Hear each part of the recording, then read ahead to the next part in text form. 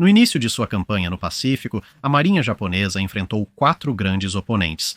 A Frota do Pacífico dos Estados Unidos da América, substancialmente incapacitada em Pearl Harbor, a Frota Asiática dos Estados Unidos da América efetivamente destruída quase imediatamente depois, e os sobreviventes deste último se uniram à Marinha Holandesa, além de elementos das frotas britânica e australiana para formar o Comando American, British, Dutch, Australian, sumariamente esmagado em alguns meses no início de 1942.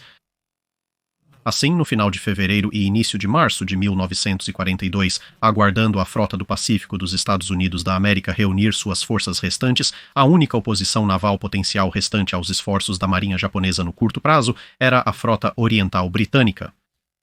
Restos do Comando American, British, Dutch, Australian ainda existiam, e a maior parte da Marinha Real Australiana havia sobrevivido, mas a menos que os japoneses pressionassem mais ao sul, esses não seriam um grande problema. E mesmo a ameaça de alguns cruzadores pesados e navios menores não era massiva em comparação com a força total da frota imperial japonesa na época. Apesar da perda da base naval em Singapura, a Marinha Real Britânica ainda podia trazer porta-aviões, couraçados e outros ativos para o conflito. Com a Marinha japonesa focada no Pacífico, eles não queriam uma potencial força britânica atacando-os por trás. Embora a Marinha Real já tivesse implantado e perdido a força dita, Yamamoto sabia que eles provavelmente não cometeriam o mesmo erro 2 vezes, e mais ao ponto, mesmo que a Frota Oriental não tentasse interferir nas operações do Pacífico, o exército japonês estava avançando constantemente pelo Sudeste Asiático. E se havia algo que a Marinha japonesa queria ouvir ainda menos do que navios de guerra inimigos aparecendo em seus escalões de suprimento, era o exército japonês reclamando que suas linhas de suprimento estavam sendo cortadas e que a Marinha deveria fazer algo a respeito. As outras opções que os japoneses tinham na mesa eram tentar ir direto para a Austrália ou tentar forçar o que restava da Frota do Pacífico a sair e lutar, mas com as enormes distâncias do Pacífico e do Oceano Índico, a principal força da frota japonesa só poderia ser aplicada em um desses alvos de cada vez. Ir atrás da Austrália imediatamente foi descartado, pois qualquer esforço maior nesta área só valeria a pena se acompanhado por desembarques que pudessem ocupar vários portos do norte. Isso exigiria várias divisões do exército japonês, que se recusou a fornecê-las. Bloquear a Austrália ou suas rotas de abastecimento levaria muito tempo e, devido ao tamanho da Austrália, fixaria muitos dos ativos da marinha japonesa em uma varredura ampla, o que os diluiria, e isso também estava fora de questão. Confrontar a frota do Pacífico dos Estados Unidos da América era visto como o objetivo principal, mas o almirante Yamamoto já estava começando seus preparativos para o que eventualmente se tornaria a campanha de Midway, e isso deixou uma espécie de lacuna entre o início de 1942 e a data de início planejada para essa aventura particular, na qual a remoção do potencial espinho no lado que era a Marinha Real parecia se encaixar muito bem. Como uma nota lateral interessante, nesta fase a marinha japonesa parecia estar contemplando que, se conseguissem destruir a frota americana em Midway, ou uma grande parte dela, talvez devessem tentar desembarques no Havaí para dificultar ainda mais qualquer tentativa de contra-ofensiva americana. Mas em questões mais próximas, a maioria da força de linha de frente da marinha japonesa estava no sudoeste do Pacífico, limpando a maior parte das Índias Orientais holandesas. O Oceano Índico, então, estava bem próximo. Os britânicos, enquanto isso, haviam recuado para Ceylon, agora Sri Lanka, baseando-se no porto de Trincomalee. Mas todos esperavam uma ofensiva japonesa significativa para eliminar essa instalação, e a Marinha Real, antecipando isso, preparou um documento de 250 páginas detalhando precisamente cada possível ancoradouro no Oceano Índico e regiões relacionadas que poderiam ser usadas como posições de recuo adicionais, tanto ancoradouros do tamanho de uma frota quanto portos individuais para operações dispersas, como apoiar flotilhas de submarinos ou alguns destroyers. No topo da lista estavam Fremantle na Austrália, Mombasa no Quênia e a África do Sul em geral, com uma divisão entre Simonstown e Cape Town e o porto de Durban, mas havia outras ideias como a do Atoll que também foram detalhadas. Observou-se que todos os reparos nesse atol teriam que ser feitos por navio, exigindo navios base, de alojamento, de reparo e docas secas flutuantes para formar uma base lá. Como estava, qualquer instalação que pudesse ser necessária em breve não precisaria ser particularmente grande, já que a força da Marinha Real no Extremo Oriente havia sido massivamente diminuída em comparação com a pré-guerra, tanto para alimentar os vários teatros de guerra na Europa, quanto com a perda da Força Z e aqueles navios colocados sob o comando American, British, Dutch, Australian, que haviam esgotado ainda mais a força restante que a Marinha Real ainda tinha na área. Ainda assim, ter as principais rotas de abastecimento comprometidas por uma base japonesa no meio do Oceano Índico e enfrentar mais uma grande retirada não era o resultado preferido para a Marinha Real, e por isso os preparativos para a retirada, se necessário, também foram acompanhados por um curso intensivo de reforço para tentar evitar essa possibilidade. Cerca de 150 canhões antiaéreos, milhares de soldados e mais de 100 aeronaves de combate foram transportados rapidamente para o Ceilão, junto com um par de estações de radar em pacotes planos. Aviões de ataque seguiram em várias formas, e enquanto o Mediterrâneo ainda era um caldeirão de guerra, também estava passando por um breve período de calmaria no início de 1942, então navios foram puxados de todo o mundo para montar uma força coerente. A entrada do Japão na guerra facilitou isso de certa forma, trazendo os Estados Unidos da América para o conflito, e os aliados do eixo japonês logo declararam guerra aos americanos. Navios mais antigos da Marinha dos Estados Unidos da América, bem como alguns que estavam em operação, estavam ajudando no Atlântico, e isso liberou navios da Marinha Real dessa área, e logo o que era no papel uma força impressionante estava pronta. 5 couraçados, 3 porta-aviões, 6 cruzadores, um navio holandês convidado, 13 destroyers e outro convidado holandês nesta classe. Alguns outros pequenos navios também estavam espalhados pelo teatro, mas a força principal, comparada aos 2 porta-aviões, vários cruzadores e 11 destroyers da força japonesa que a inteligência aliada relatou, parecia uma partida justa, mesmo se alguns dos relatórios de inteligência mais cautelosos indicassem que 1 ou 2 cruzadores de batalha poderiam estar chegando, eram precisos. Uma transmissão naval marcada como altamente secreta revela a provável causa da confusão entre o que os aliados pensavam que os japoneses estavam implantando e o que eles realmente estavam implantando, o que abordaremos em um minuto. A inteligência do Signal havia lido uma boa parte das transmissões navais japonesas e montou uma imagem do que realmente estava acontecendo. Mas, crucialmente, é claro, você só pode determinar a partir de tal inteligência coisas que o inimigo realmente transmite, e o que eles parecem ter captado foram as ordens de ataque, mas eles confundiram o termo japonês usado para se referir à sua força de ataque de porta-aviões como traduzindo para unidade de porta-aviões, sabendo que a marinha japonesa havia usado o mesmo tipo de terminologia para se referir a um grupo de ataque de porta-aviões americano no mês anterior. Eles assumiram, portanto, que esta unidade de porta-aviões seria 2 porta-aviões, um esquadrão de cruzadores e uma flotilha de destroyers. Claro que o que realmente significava em japonês era a frota de porta-aviões, o Kido-Butai. Eles também captaram sinais que ordenavam que o Kaga retornasse ao Japão e depois atacasse o alvo DG. Agora, a partir de sinais interceptados de submarinos japoneses, descobriram que DG significava um alvo no Ceilão. Interceptaram comunicações de 2 submarinos operando na área DG e, com outras referências nesses relatórios e avistamentos por aeronaves de reconhecimento, determinaram que os submarinos estavam perto do Ceilão. Assim, eles concluíram que a divisão de porta-aviões do Kaga deve ser a que foi designada para o ataque e que estava indo para o salão quando, na verdade, todos, exceto o Kaga, estavam realmente indo para lá. Agora, curiosamente, enquanto eles interpretaram erroneamente o significado de unidades de porta-aviões na tradução, eles notaram o uso específico do termo ataque em oposição a invasão ou avanço e, portanto, concluíram que seria uma incursão, que eles também concluíram que era direcionado a navios, e não uma ofensiva e invasão em grande escala. Eles também acertaram a data, antecipando um ataque japonês por volta do 1º de abril. Mas, voltando à frota britânica, o que os números no papel não mostram é que 4 dos cruzadores britânicos eram navios menores e mais antigos. Não havia cruzadores leves das classes Town, Leander ou Arethusa presentes. 4 dos encouraçados eram da classe R, mais antigos e lentos, e um dos porta-aviões era o majestoso, porém pequeno e lento, His Majesty's Ship Hermes. Colocado no comando, o almirante Somerville reconheceu o problema e formou suas forças em 2 grupos. Força A, um grupo mais rápido com o encouraçado Warspite, recentemente reparado, liderando os porta-aviões blindados rápidos Indomitable e Formidable, juntamente com os cruzadores pesados Cornwall e Dorsetshire, e os mais capazes de seus cruzadores leves, o Emerald e Enterprise, juntamente com 6 destroyers.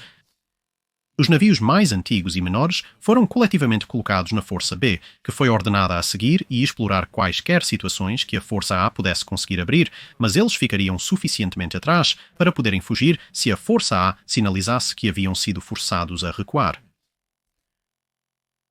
Mas havia outra complicação nas estimativas, e era que os japoneses não estavam vindo apenas com 2 porta-aviões, na verdade. Eles planejavam vir com os 6 navios que destruíram Pearl Harbor, Akagi, Kaga, Hiryu, Soryu, Zuikaku e Shokaku. Mas então Kaga encalhou, e a força foi reduzida para 5, pois as complicações contínuas disso significavam que Kaga foi mandado para casa para reparos. Mas os 5 porta-aviões da frota ainda eram uma força avassaladora, se conseguissem lançar suas aeronaves. Do lado japonês, uma força de invasão separada, centrada no pequeno porta-aviões Ryūkyū, estava sendo enviada em uma missão de invasão, também para o Oceano Índico, mas a força principal, que vamos cobrir, pretendia navegar a toda velocidade para o Oceano Índico e repetir o 7º de dezembro de 1941, pegando a frota oriental no porto e destruindo-a. No entanto, seria apenas uma grande invasão, já que o exército japonês novamente se recusou a fornecer tropas para a marinha japonesa, desta vez para uma invasão do Ceilão, limitando os objetivos da missão a destruir os ativos da frota inimiga e interromper o comércio. A inteligência japonesa sobre a força das forças britânicas na área era irregular e eles também subestimaram a força da oposição geral. Isso resultou em ambos os lados entrando nesta ação bastante confiantes de que tinham um grau razoável de superioridade sobre o outro. As forças britânicas estavam divididas entre Colombo e Trincomalee, ambos portos em Ceylon, e Adu Atoll, um pouco ao sul, mas eles estavam monitorando uma série de outros indicadores significativos de atividade inimiga. Uma revisão dos arquivos de inteligência mais secretos da época mostra que a Marinha Real estava ciente de que, antes de grandes operações, a Marinha japonesa geralmente ficava suspeitosamente em silêncio de rádio na área em que estavam reunindo suas forças. Mas, assim que a operação era lançada, essa área voltava a transmitir e geralmente com um volume de tráfego aumentado, presumivelmente limpando um acúmulo de mensagens que não haviam conseguido enviar antes. Isso indicou claramente que uma grande operação estava sendo planejada e montada, e depois, quando as transmissões de rádio atingiram o pico novamente após sua partida. Final de fevereiro e março tiveram apagões frequentes de transmissão na região central das Índias Orientais Holandesas. Acontece que as Celebes eram onde a marinha japonesa estava montando sua força de invasão. O plano japonês inicial era lançar o ataque na 3ª semana de março, tendo partido na 2ª semana, mas isso foi adiado quando o United States Ship Enterprise lançou um ataque às instalações japonesas nas Ilhas Marcos no início de março, seguido por uma incursão de Yorktown e Lexington em outras bases, pouco menos de uma semana depois. Isso causou atrasos porque Shikaku e Zuikaku tentaram interceptar o Enterprise e, logo depois, os relatórios errôneos de porta-aviões americanos indo para Tóquio causaram ainda mais preocupações. Consequentemente, os 2 porta-aviões japoneses mais capazes consumiram muito combustível, retornaram ao Japão para reabastecer e depois seguiram novamente para o sul, atrasando o início da Operação C, a incursão, para o final de março, com o ataque a Ceilão, remarcado para 5 de abril. Isso significava que os britânicos estavam um pouco fora de sincronia com a marinha japonesa, pois os planos deduzidos da inteligência de sinais eram para versões anteriores que previam o ataque ao Ceilão para começar no 1º de abril, com operações prévias na 3ª semana de março conforme avançavam. Pouco antes da frota zarpar, a marinha japonesa recebeu uma estimativa final de força. Eles calcularam que a Marinha Real tinha 3 da classe R, os porta-aviões Hermes e Indomitable, e 4 cruzadores na área, embora eu nunca saiba de onde eles tiraram o nome His Majesty's Ship Susan para um dos porta-aviões. Eles esperavam a chegada de mais 2 porta-aviões e os encouraçados Warspite e King George V no futuro próximo. Na verdade, Warspite acabara de chegar e o porta-aviões Formidable estava a apenas alguns dias de distância no momento em que a inteligência foi enviada para o Keto Batai. King George V, claro, estava longe da área. Elementos de reconhecimento submarino foram ordenados a fornecer o máximo de informações possíveis na forma de atualizações operacionais e a frota partiu devidamente no dia 26 de março de 1942. Por sua vez, a inteligência britânica atualizou Somerville que a força japonesa poderia incluir alguns da classe Congo, mas eles ainda pensavam que 2 porta-aviões, talvez 3, era o máximo que os japoneses estavam enviando. Somerville chegou 2 dias antes no Formidable, mas se manteve atualizado. Antecipando um ataque japonês no dia 1º de abril, ele considerou um ataque noturno à luz da lua para permitir um desembarque de volta aos porta-aviões ao amanhecer. Como o mais taticamente vantajoso para a marinha japonesa, apesar da ausência de ataques noturnos por porta-aviões japoneses até o momento, ele mobilizou suas forças antecipadamente, com o primeiro navio partindo no dia 29, seguido pelo restante no dia 30. Após a organização dos navios em seus grupos designados, eles seguiriam para seus pontos de partida no dia 31 de março.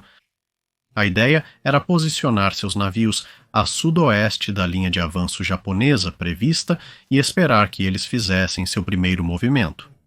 Então, quando as emissões de rádio, voos de reconhecimento ou outras informações de inteligência revelassem a posição dos navios japoneses, ele se moveria rapidamente e atacaria as forças japonesas com um ataque surpresa noturno do ar, seguido, se necessário, por um assalto de superfície.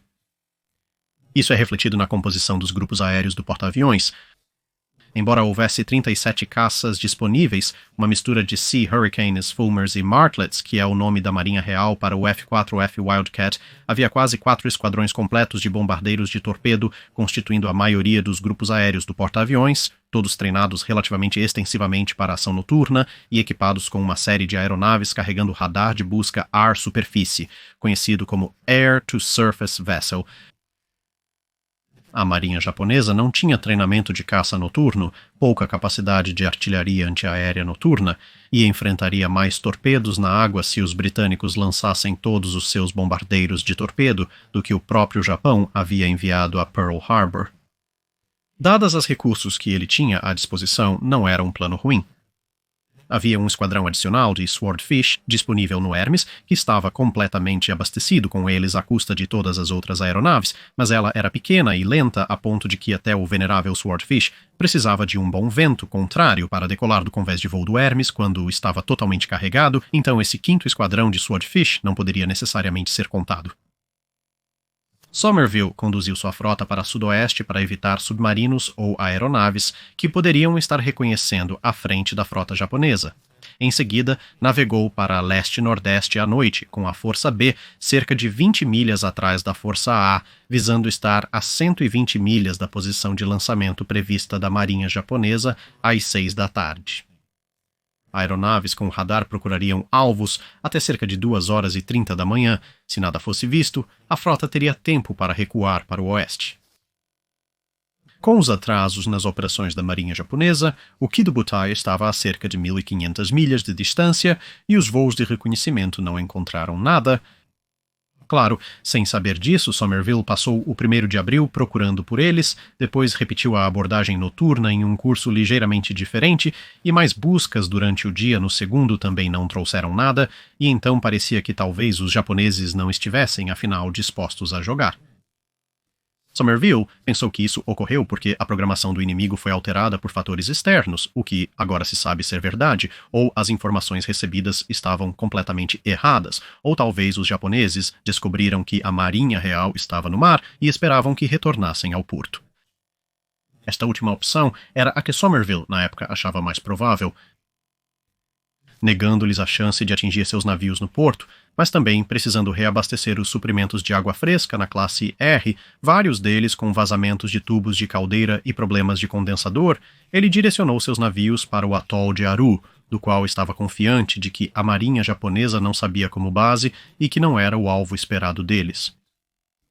quase simultaneamente, os japoneses iniciavam sua aproximação final a Ceylon, realizando várias varreduras de reconhecimento aéreo, mas encontrando apenas eventuais navios mercantes.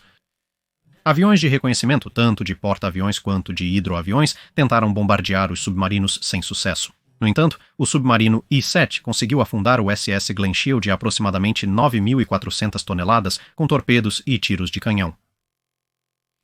O primeiro sinal de um inimigo real veio na tarde do quarto dia, quando uma Catalina, a caminho de casa após o segundo controle do dia, avistou um navio no horizonte. Ao se aproximar, a tripulação percebeu que avistaram a tela do Kido Butai e retornaram para casa com toda a potência. Temendo um ataque iminente de caças, eles fizeram repetidas chamadas informando a localização, posição e curso da frota inimiga. Zuikaku lançou rapidamente vários zeros em perseguição.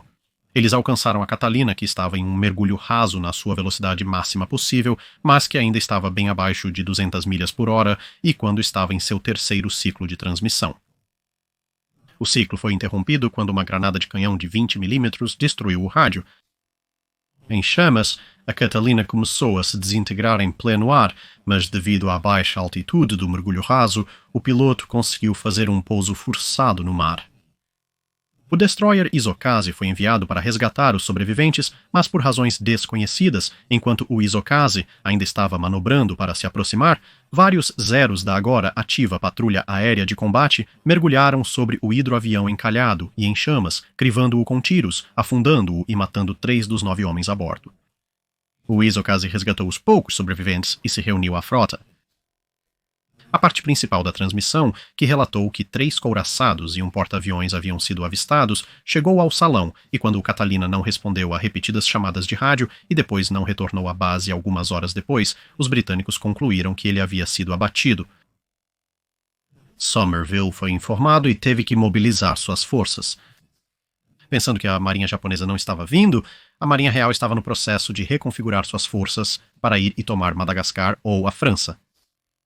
Somerville não estava certo de que tinha visto o último de Nagumo, mas achou que um retorno japonês à área não seria tão cedo. Então enviou os cruzadores pesados Dorsetshire e Cornwall de volta para Ceilão, o primeiro para reformar e instalar um novo radar e o último para escoltar um comboio.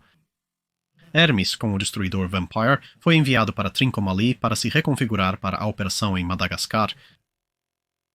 No terceiro e quarto dias, voos de reconhecimento foram enviados para manter o treinamento e procurar submarinos. Um ataque de prática com 24 bombardeiros torpedeiros na Força B também foi realizado para preparar ataques em massa contra inimigos, já que muitos navios na frota só operavam juntos nas últimas semanas e ainda tentavam se unir como unidade. A notícia de que o inimigo agora estava presente deixou o problema de que os navios britânicos que acabaram de chegar ao atolado não tiveram a chance de reabastecer e, no caso dos encouraçados, reabastecer de água ainda. Somerville não queria abandonar a Força B, pois se 3 ou mais encouraçados inimigos e vários cruzadores estivessem presentes, seria um desafio difícil para o Warspite enfrentá-lo sozinho caso contra-atacassem depois que ele atingisse os porta-aviões japoneses. A principal vantagem era que ele sabia o destino dos japoneses.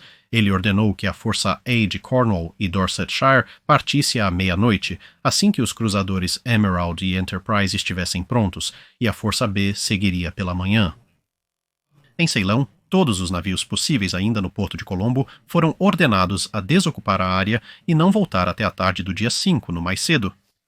Alguns permaneceriam no porto por vários motivos, principalmente mau estado ou estarem em meio a reparos, mas mais da metade conseguiu sair para o mar. Mais relatórios de reconhecimento chegaram, relatando várias combinações de destroyers, cruzadores e o estranho encouraçado, mas nenhum deles relatou mais avistamentos de porta-aviões. Isso reforçou a ideia na mente britânica de que havia relativamente poucos porta-aviões na formação japonesa. Felizmente alheio ao predicamento de Somerville ou à sua localização, Nagumo seguiu em frente com seu primeiro grupo de ataque aéreo carregado com bombas adequadas para atingir alvos terrestres e navios mercantes frágeis. Até mesmo os bombardeiros de torpedo deveriam ser carregados com bombas e não torpedos. Se avistassem navios de guerra, as bombas semi-perfurantes de 1.600 libras nos CATs poderiam causar danos, e o segundo grupo de ataque seria enviado depois com bombas perfurantes de armadura apropriadas. A ênfase agora era colocada em destruir as instalações da base primeiro. Porta-aviões eram os alvos prioritários se navios de guerra fossem avistados, mas após serem detectados pelos hidroaviões, isso mudou. Uma reserva de bombardeiros de torpedo armados também foi criada. Na manhã de 5 de abril, os cruzadores de batalha e escolta enviaram seus aviões de reconhecimento para garantir a segurança dos mares ao redor. Os padrões de busca da marinha japonesa na época consistiam em várias aeronaves voando para fora como os raios de uma roda até uma distância pré-definida, e então orbitando em um arco de busca antes de retornar. Atrás deles, 128 aeronaves foram lançadas em direção a Ceylon, seguidas pelo Kido Batai virando para a esquerda e seguindo para o sudoeste para manter distância da ilha. 53 bombardeiros VAL estavam de prontidão caso a frota de Somerville fosse avistada. Teoricamente, enquanto os caças mistos, baseados em Ceylon, eram em grande parte inferiores ao Azero, havia muito mais deles presentes do que os 36 Zeros, fazendo escolta, e eles seriam apoiados por tiros de artilharia antiaérea, e os Zeros precisavam proteger as aeronaves de ataque vulneráveis. Mesmo se tudo falhasse, a nova estação de radar daria um alerta de emergência a tempo dos caças se posicionarem acima dos atacantes que se aproximavam. Mas, embora um voo de patrulha completo de Mars e um Catalina patrulhando separadamente conseguissem avistar as aeronaves japonesas que se aproximavam, a recente influxo de tantos tipos aliados significava que ambos os grupos assumiram que as aeronaves que viram à distância eram outro grupo amigável de caças, possivelmente Hurricanes, e por isso eles não deram nenhum alarme. Por razões que não consegui determinar completamente como estava operacional, a estação de radar baseada em terra perto de Colombo também não detectou o ataque que se aproximava, e então, às 07:45, uma aeronave japonesa apareceu nos céus sobre Colombo e começou seu ataque.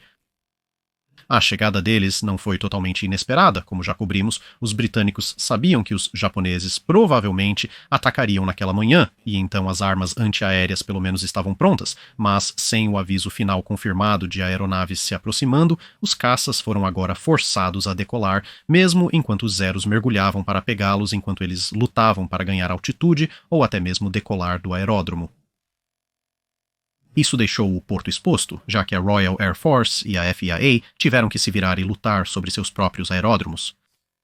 Para ser justo, nessas áreas eles pelo menos fizeram um esforço louvável. O ataque ao aeródromo de Hatmelana foi contestado, resultando em 6 aeronaves japonesas abatidas e 6 gravemente danificadas, em troca de 11 aeronaves britânicas abatidas, muitas durante a decolagem.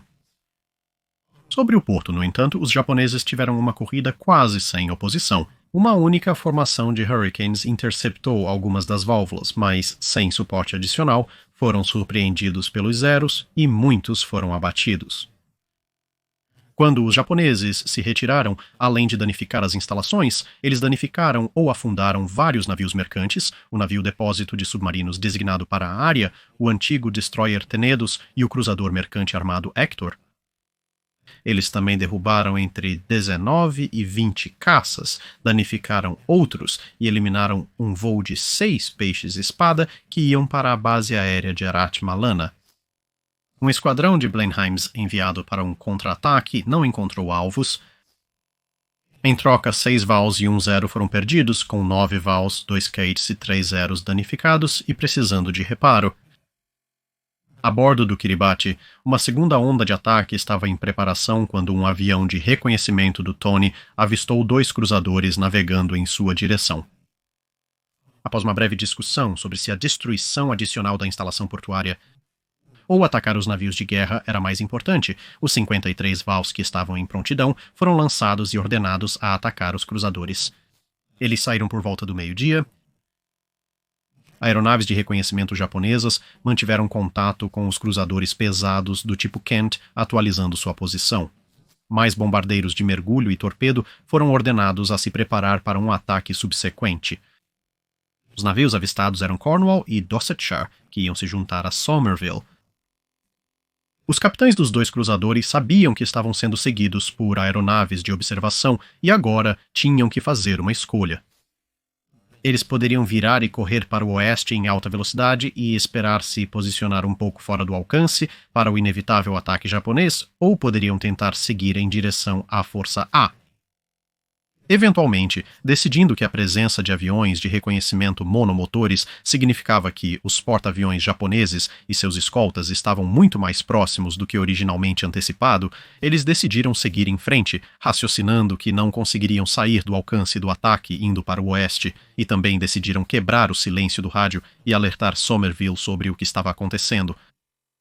Os experientes pilotos japoneses de bombardeiros de mergulho chegaram e notaram a ausência de escolta ou cobertura de caças. Com apenas as armas antiaéreas dos dois cruzadores para enfrentá-los, eles manobraram para uma posição de ataque de mergulho perfeita, vindo do sol.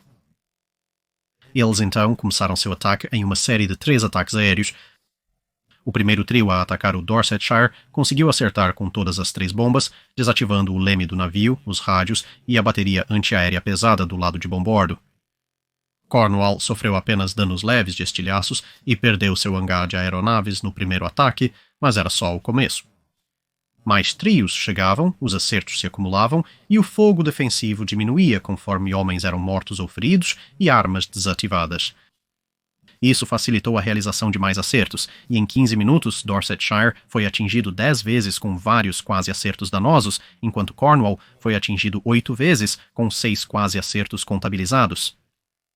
Apesar de suas melhores ações evasivas, os relativamente ágeis bombardeiros de mergulho japoneses e seus pilotos habilidosos conseguiram antecipar e ajustar a maioria das curvas, ou, graças à vinda do sol, o fogo antiaéreo, que ainda nesta fase era guiado pelo olho humano, mesmo que estivessem usando miras e sistemas de controle de fogo, era compreensivelmente impreciso, o que permitiu que os Vals lançassem suas bombas no último momento possível.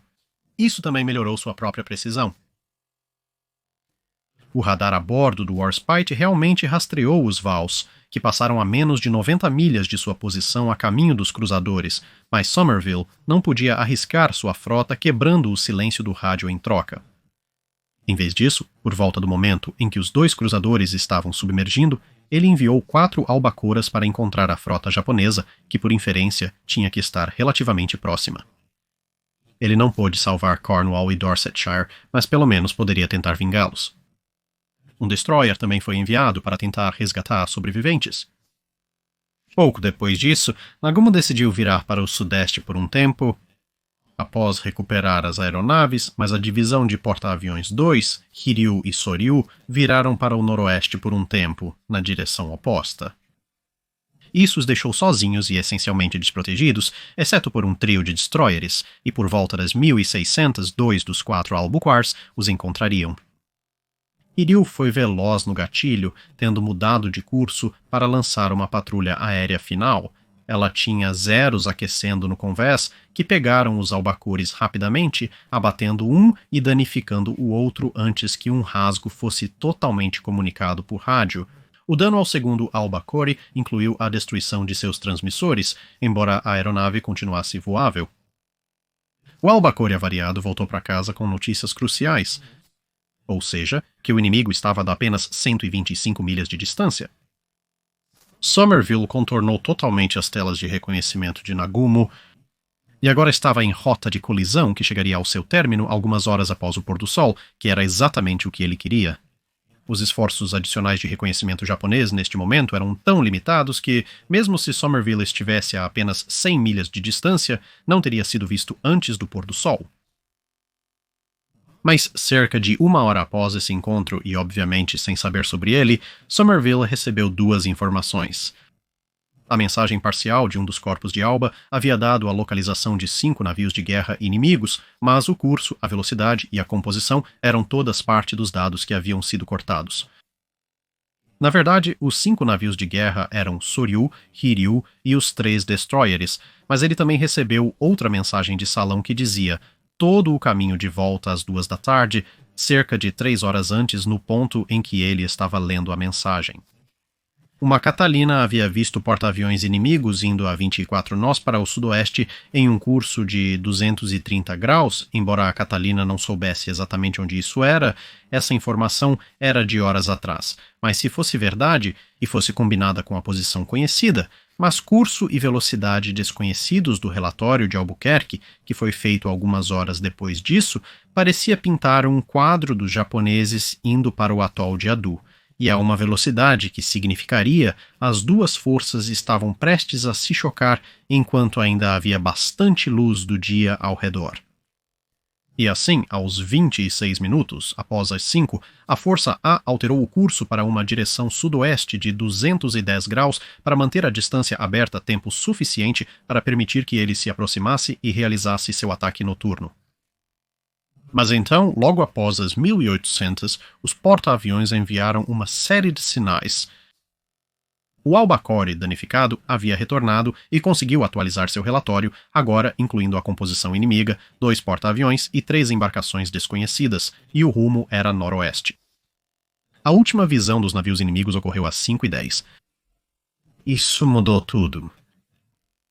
Ao retraçar as distâncias, Somerville percebeu que, quando mudou de curso, o inimigo avistado estava a apenas 100 milhas de distância.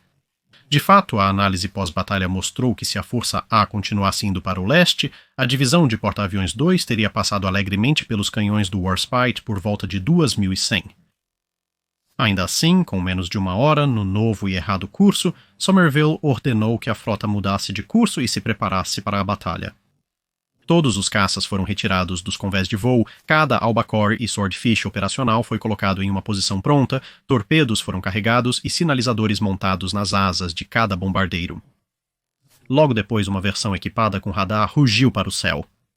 Somerville continuaria lançando aeronaves de busca com radar durante a noite, em intervalos de aproximadamente 2 horas. Os pilotos dos bombardeiros de torpedo permaneceram em suas estações nos convéses abertos até o amanhecer, aguardando um sinal de que o inimigo fora avistado. Mas a mudança de curso não apenas os enviou na direção errada, longe da frota japonesa, como também, é claro, os impediu de diminuir a distância, o que dobrou a distância efetiva que foi perdida, e assim as aeronaves de busca se encontraram procurando em uma distância muito curta. Transpondo seus padrões de busca de onde eles teriam lançado sem aquela mudança de curso às 5h26, eles quase certamente teriam encontrado a divisão do porta-aviões 2. Mas não era para ser, e as desapontadas equipes de ataque eventualmente tiveram que se retirar. Na manhã seguinte, a Força A e a Força B se fundiram e permaneceram no mar, esperando por informações melhores. Mais navios foram enviados para a área onde os 2 cruzadores haviam sido afundados, pois uma coisa que os voos de reconhecimento confirmaram foi o destino de Cornwall e Dorsetshire, e entre eles, esses navios conseguiram resgatar 1.122 sobreviventes, o que significava que 424 homens haviam sido mortos nos ataques ou sucumbiram após um dia passado no oceano. Ainda pensando que os japoneses poderiam estar cientes e tentando atacar sua âncora, Somerville permaneceu por perto, mantendo voos de reconhecimento para tentar encontrar a marinha japonesa, mas sem sucesso. Na verdade, Nagumo havia se dirigido para o leste e estava felizmente planejando seu próximo ataque em segurança comparativa, embora ainda não tivesse ideia de quão perto os navios inimigos haviam chegado, ou mesmo que Somerville estava realmente no mar na área imediata.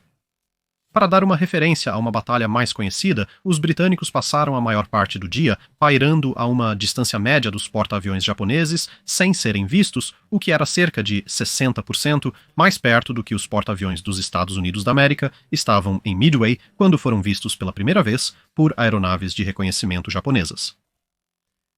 Depois de atingir Colombo, Nagumo agora planejava atingir Trincomalee. Desta vez, ele queria que 2 ondas entrassem, a primeira focando nas instalações portuárias e a segunda perseguindo qualquer embarcação. No dia 7, aeronaves baseadas em Salão varreram os mares em busca do Kido Bataille, sem sucesso, enquanto as varreduras de reconhecimento de Somerville encontraram alguns submarinos japoneses. Somerville, acreditando que fossem os guardas de flanco de uma força ainda a caminho de sua âncora, levou a frota oriental para oeste, pretendendo tentar outro ataque de flanco quando a localização dos porta-aviões japoneses se tornasse mais clara. Ele também lidava com os sobreviventes de seus 2 cruzadores pesados, agora distribuídos pela frota. Os casos mais graves eram enviados para tratamento em terra a bordo do Destroyer Paladin, escoltado pelo cruzador Esmeralda. Notícias da missão de invasão de Rúdio chegaram e os planejadores estratégicos conseguiram prever que o Kido Butai provavelmente iria atrás de Trincomalee a seguir, mas como a marinha japonesa havia escapado do alcance do reconhecimento britânico, exatamente como eles se aproximariam e quando permanecia um mistério. Na manhã de 8 de abril, ficava mais aparente que poderia haver mais de 2 porta-aviões na força principal japonesa. Somerville continuou procurando, mas não encontrou nada. Concluindo que estavam seguros, a frota oriental reentrou no atol de Adu antes do meio-dia do dia 8 para reabastecer novamente. Enquanto estava lá, Somerville recebeu informações concretas sobre a verdadeira força do Kida Butai na região e também novas ordens. Ele não foi autorizado a se aproximar de Ceylon até ter certeza de que o inimigo havia se retirado. Portanto, ele designou a Força B para se dirigir aos portos no Quênia para tentar resolver seus problemas de água doce, enquanto a Força A se dirigiria para a costa oeste da Índia, pois mesmo com a vantagem de um ataque noturno guiado por radar e ação de superfície por seu navio principal, ele acharia bastante difícil danificar com sucesso 5 porta-aviões de frota rápida a ponto de eles não poderem contra-atacar na manhã seguinte, enquanto também fazia o Warspite se envolver em um duelo de 4 contra 1 com a totalidade da classe Congo a curta distância. Outra Catalina britânica avistou a aproximação de Nagumo a Trincomalee, permitindo aos britânicos preverem novamente o momento do ataque de Nagumo, desta vez na manhã do 9º dia. Ironicamente, agora que a frota oriental havia se retirado, embora Nagumo não soubesse disso, ele ficou nervoso com a possibilidade da Marinha Real atingir seu flanco durante o ataque a Ceylon. Novamente, os britânicos exigiram a retirada de todos os navios do porto de Trincomalee. Com base no ataque japonês a Colombo, eles anteciparam praticamente a mesma ação, com aeronaves japonesas evitando estações de vigilância costeira que poderiam dar um aviso prévio antes de virar para fazer suas corridas de ataque, concentradas principalmente nas instalações portuárias. O porta-aviões Hermes e o destruidor Her Majesty's Australian Ship Vampire foram ordenados a navegar ao sul pela costa, que estaria no ponto cego da marinha japonesa. Eles queriam ir para o norte, mas o grupo de Rúdio estava nessa direção. Outros grupos também receberam um navio de minas, uma corveta, 3 petroleiros, 4 navios de munição e um navio hospital. Navios que não ganharam vapor a tempo ou com boas defesas foram retidos. O monitor His Majesty's Ship Erebus, de 15 polegadas com suas grandes saliências e convés aberto, permitia uma boa concentração de armas antiaéreas e baixa probabilidade de ser afundado. Às 6 da manhã do dia 9, a Kido Butai lançou 91 Kates armados com bombas e 38 Zeros como escoltas, com 85 Vals e mais 9 Zeros em espera imediata. Desta vez, a estação de radar britânica na área funcionou e, após um falso alarme inicial causado por uma aeronave de reconhecimento, o ataque iminente foi avistado a 91 milhas de distância, enquanto outra Catalina transmitia a posição da frota japonesa antes de ser abatida. O primeiro encontro entre as aeronaves de ataque japonesas que se aproximavam e os defensores veio na forma de 3 Hurricanes. Estes haviam ganhado uma vantagem de altitude sobre a formação de ataque, passando por cima deles, notando e relatando sua força, e então, vindo de cima e por trás de um dos grupos de escolta de caças, abatendo o comandante de caça do Zuikaku e outro Zero antes de subir novamente, perseguidos pelos caças japoneses sobreviventes que conseguiram abater um dos atacantes em retorno. Os 2 Hurricanes restantes perseguiram alguns bombardeiros, mas um foi abatido acidentalmente pelo fogo antiaéreo amigo ao cruzar a costa, e o outro, desviando das explosões antiaéreas, abateu o outro Zero. Mas este confronto relativamente pequeno não afetou materialmente os planos japoneses, e seu ataque começou às 07h20. Trincomalee tinha bem menos caças designados para sua defesa em relação a Colombo. Outra dúzia de Hurricanes estava a caminho, mas os Zeros restantes, alertados por este primeiro encontro, estavam em alerta máximo. Agora, curiosamente, apesar de uma superioridade numérica e uma vantagem significativa em aeronaves no papel, os Zeros não conseguiram acumular as contagens de abates ou proporções contra os Hurricanes previamente alertados do que eles tiveram sobre os que estavam se debatendo em Colombo. Um trio de Hurricanes foi atacado por 2 vezes mais zeros, mas apenas um deles foi perdido. Outra seção de 3 foi toda abatida, mas em troca reivindicou 2 zeros, além de danos a alguns dos Kates. No total, durante todos os confrontos, 8 Hurricanes foram abatidos e outros danificados, enquanto 14 outras aeronaves, principalmente de ataque, foram destruídas no solo por bombardeiros japoneses. Apesar de interrupções ao ataque japonês e da dispersão de navios, apenas um navio mercante foi afundado. No entanto, várias instalações portuárias sofreram danos extensos. O monitor Erebus foi alvo. Os pilotos japoneses pensavam nela como um cruzador ou navio de guerra em seus relatórios, mas a suposição de sua presença acabou sendo bastante bem fundamentada. 6 quase acertos perfuraram suas saliências de estibordo, causando baixas, mas ela permaneceu flutuando confortavelmente. Em troca, os japoneses perderam ao menos 3 zeros e um Kate abatido, e 17 outras aeronaves danificadas, algumas gravemente o bastante para se pensar que haviam sido abatidas quando atacadas. Mas a notícia relativamente boa de uma resistência decente no ar era o melhor que os britânicos iriam conseguir naquele dia. Embora a manobra de enviar a navegação do porto para o sul perto da costa tenha funcionado perfeitamente contra a formação de ataque japonesa, que não sabia que havia passado por eles, um hidroavião de Haruna era outra questão. Por volta das 8 horas, ele avistou Hermes e outras pequenas embarcações transmitindo suas descobertas para Nagumo. Os 85 VALs e 9 zeros da próxima formação foram rapidamente aquecidos e enviados para o céu. 9 dos 11 Blenheims que decolaram estavam no ar, pois 2 enfrentaram problemas no motor logo após a decolagem. 9 bombardeiros leves se aproximaram sorrateiramente do Kido Butai sem serem notados. De fato, embora tenham sido avistados no último minuto, a primeira vez que muitos na frota japonesa souberam de sua presença foi quando um trio de bombas explodiu bem à frente da proa do Akagi. Infelizmente, isso provou ser o mais perto que conseguiram chegar, e apesar de uma abordagem quase ininterrupta, os Blenheims desmentiram as afirmações de Billy Mitchell de varrer os mares com bombardeiros de nível ao não conseguir acertar nada. Em seguida, eles buscaram segurança, mas a patrulha aérea de combate da marinha japonesa, que agora estava acordando, abateu 4 das aeronaves, embora um dos melhores pilotos de Zero do Hiryu de alguma forma conseguiu perder um combate aéreo para o Blenheim do sargento McLennan e foi abatido antes que outros Zeros derrubassem o bombardeiro ofensor em retorno. Na costa do Ceilão, a notícia do fim do ataque aéreo estava sendo transmitida e o porta-aviões Hermes retornava para o norte quando, às 10h15, a Intel de sinais relatou seu avistamento e a aproximação de uma força de ataque japonesa.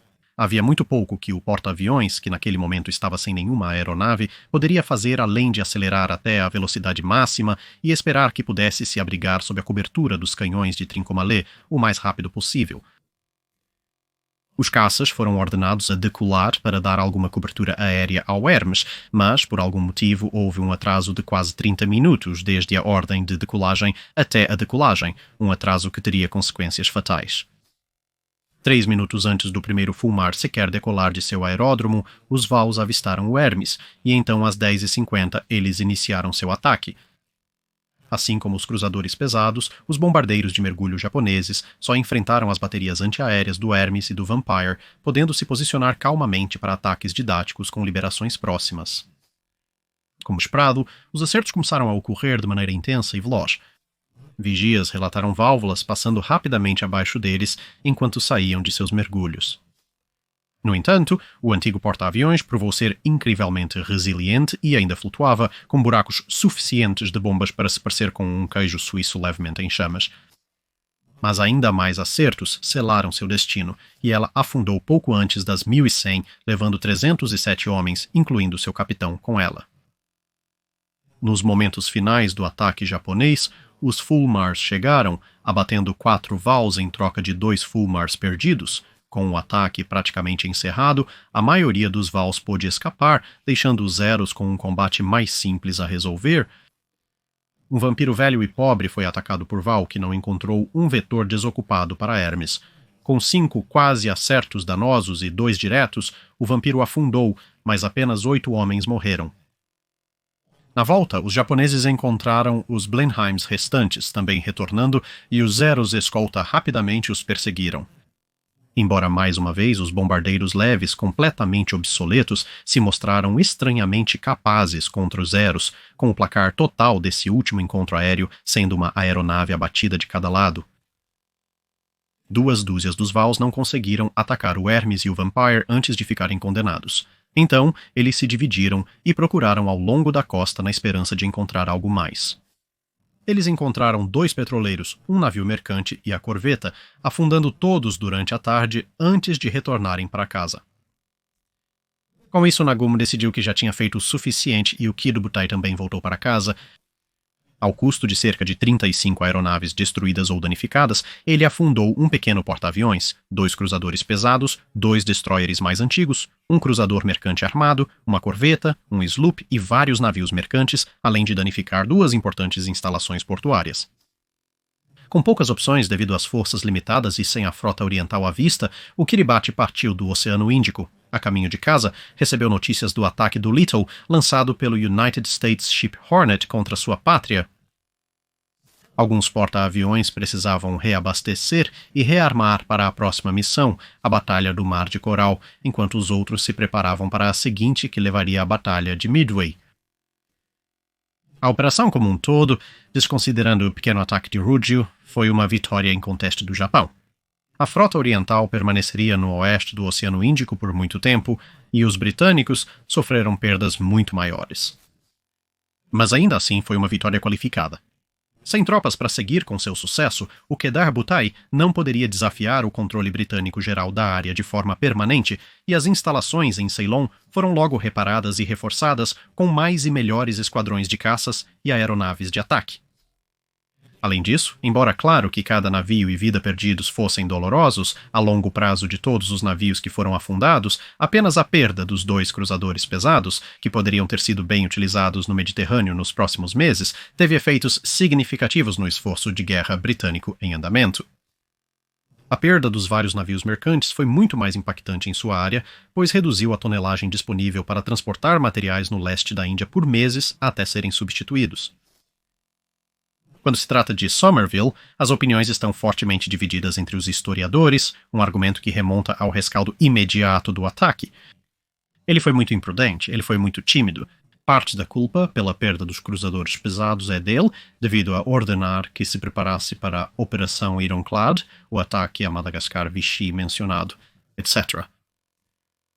Por um lado, suas ordens principais eram preservar a principal força de combate da frota oriental, que poderia ter sido amplamente dizimada em seus esforços para atacar Nagumo se os dados tivessem caído a favor de Nagumo e ele tivesse recebido notícias da presença de tantos navios britânicos a uma distância fácil e próxima durante o dia.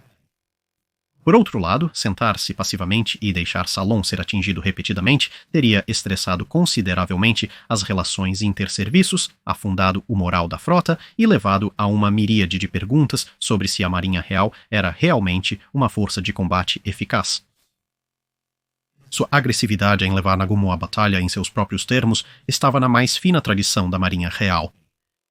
Ao mesmo tempo, ambos os lados passaram grande parte da operação baseando-se em informações desesperadamente erradas sobre o tamanho e o alcance da frota do outro lado, e a retrospectiva nos facilita hoje em dia ter uma ideia distorcida sobre o que ele deveria ter feito, baseado no tamanho total das frotas versus o que ele realmente sabia. Contra a força total da chave para Betai, não havia muito que você poderia realisticamente esperar que Somerville fizesse, mas contra 2 porta-aviões e alguns escoltas, que é o que todos pensavam que ele estava enfrentando, a retirada teria sido muito difícil de explicar. Na minha opinião pessoal, acho que Somerville fez em grande parte a coisa certa, mas teve muito azar, ironicamente, muito parecido com Jellicoe décadas antes. Informações parciais de Ashore talvez tenham piorado muito as coisas. Se ele tivesse apenas o relatório parcial do Albacore para seguir, poderia ter mantido o curso e levado uma divisão de porta-aviões 2 conforme obtivesse mais informações após o pouso do Albacore. O relatório de Ashore de horas atrás, sobre o avanço em alta velocidade do Kido Butai, diretamente contra ele, foi o que o fez retornar.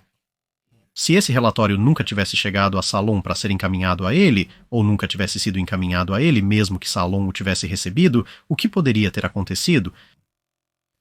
É isso para este vídeo, mas na sexta-feira vamos discutir algumas das possíveis maneiras que essa luta poderia ter acontecido, incluindo o cenário hilário, se perturbadoramente plausível, de que a primeira morte de porta-aviões contra porta-aviões poderia ter sido um tiroteio de superfície.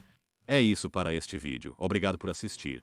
Se você tem um comentário ou sugestão para um navio para revisar, nos informe nos comentários abaixo. E não se esqueça de comentar no post fixado para perguntas de Doca Seca.